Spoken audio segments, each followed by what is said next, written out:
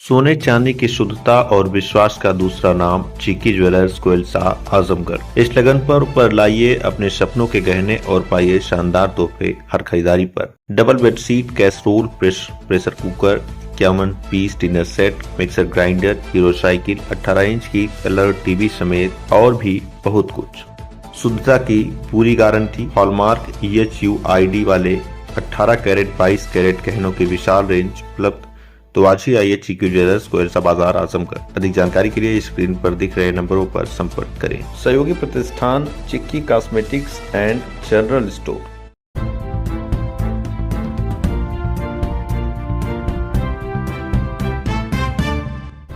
नमस्कार, आप देख रहे हैं तेज न्यूज। मैं हूं आपके साथ विनोद राजभर। आइए शुरू करते हैं खबरों का सिलसिला। आजमगढ़ में सरकारी नौकरी का सपना दिखाकर लाखों की ठगी करने वाले एक साइबर क्राइम थाना पुलिस ने दबोच लिया है। खुद को बेसिक शिक्षा अधिकारी बताकर ECC शिक्षक पद पर फर्जी नियुक्ति पत्र देने के नाम पर यह आरोपी अभ्यर्थियों को जाल में फंसाता था।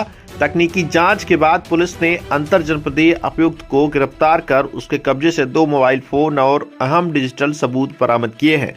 साइबर क्राइम थाना जनपद आजमगढ़ पुलिस ने ECCE शिक्षक पद पर फर्जी नियुक्ति पत्र देकर ठगी करने वाले एक अंतर जनपदीय अभियुक्त को गिरफ्तार करने में सफलता हासिल की है। अभियुक्त खुद को आजमगढ़ का बेसिक शिक्षा अधिकारी बताकर अभ्यर्थियों से 10 से 40 हजार रुपए तक की रकम ऐंठ रहा था।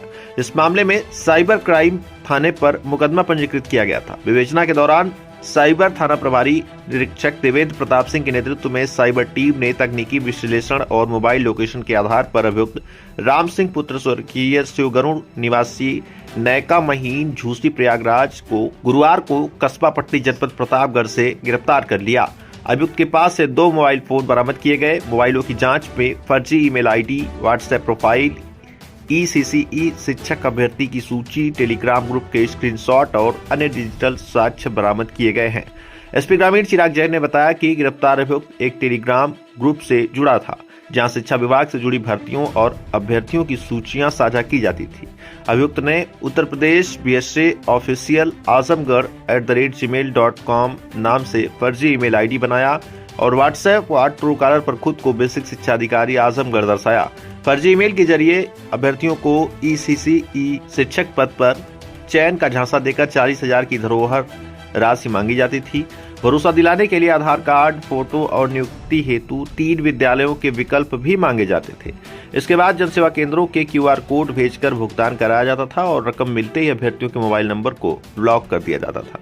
अभियुक्त के खिलाफ संबंधित धाराओं में विधिक कार्रवाई की जा रही है। उन्होंने अपील किया कि किसी भी सरकारी नौकरी के नाम पर ईमेल, कॉल या सोशल मीडिया के जरिए धनराशि मांग होने पर सतर्क रहें। किसी भी संदिग्ध गतिविधि की सूचना नजदीकी थाने पर तत्काल दें या फिर साइबर हेल्पलाइन पर भी दे सकते हैं। देखिए, 25 दिसंबर को हमारे पास एक सूचना प्राप्त हुई थी। एक व्यक्ति ने बताया कि उसको एक BSA की ID से एक मेल आया है जिस पर उसको एक ECCE शिक्षक एजुकेटर के नाम पे, पद के नाम पे, भर्ती के नाम पे मेल किया गया है और उसको 40 हजार रुपये जमा कराने को बताया गया। उसने पैसा पूरा जमा करा दिया, जिसके पश्चात जो फ़ोन कर रहे थे, जहाँ से फ़ोन आ रहा था कार्यालय से, उन्होंने उनका नंबर ब्लॉक कर दिया है। इस सूचना पर हम लोगों के द्वारा उनकी तहरीर पर मुकदमा दर्ज किया गया था।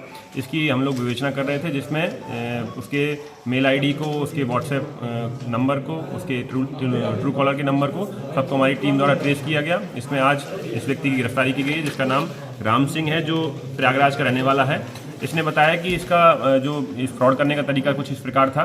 ये एक टेलीग्राम ग्रुपों से जुड़ा था, जिसमें शिक्षा विभाग द्वारा जितनी भी विज्ञप्तियां और भर्तियां निकलती थी, उनकी विज्ञापन दिया जाता था, उसको वो नोट करता था। उसमें जितने भी अभ्यर्थियों के नाम, नंबर, उनके मोबाइल नंबर, उनके जनपद डिटेल रहती थी, उसके आधार पर इसने उनके साथ फ्रॉड करता था। इसने एक BSA के नाम पे एक ID कार्ड भी बना रखा था। इसने जो अपने व्हाट्सएप थे उस पर भी BSA का फ़ोटो लगा रखा था। ट्रू कॉलर पे भी BSA नाम से लिखकर उसका फ़ोटो लगा रखा था और उसी के आधार पर फ़ोन करके, मेल करके उनको शिक्षक के भर्ती कराने के नाम पर पैसे ऐंठता था।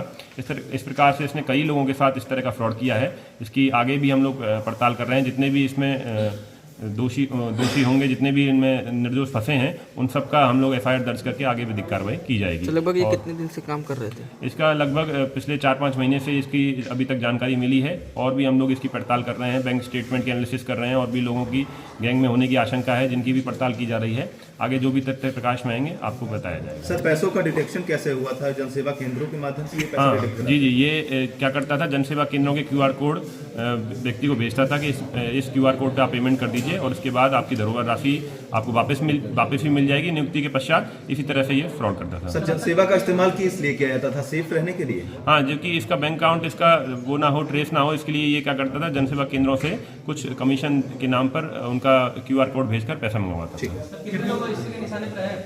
अभी हम लोग सब पड़ताल कर रहे हैं। काफ़ी लोगों की आशंका है, इसकी पूछताछ से, इनिशियल पूछताछ से लगभग 10 से 20 लोग अभी तक पता चले हैं। बाकी और भी गहनता से हम जांच कर रहे हैं। अभी तक एक ही व्यक्ति का नाम प्रकाश में आया है और भी गिरोह के होने की आशंका है। हम लोग उसी पर काम कर रहे हैं। अभी क्या बरामद हुआ इसके पास से?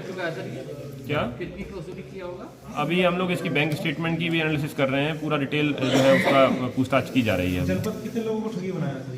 अभी तो एक ही व्यक्ति का हमारे पास इस तरह से है और भी 2-3 लोगों के एप्लीकेशन प्राप्त हुई हैं, उनकी भी जांच पड़ताल कर रहे हैं। इसका लिंक होने की संभावना है। क्या बरामद हुआ सर इनके पास से?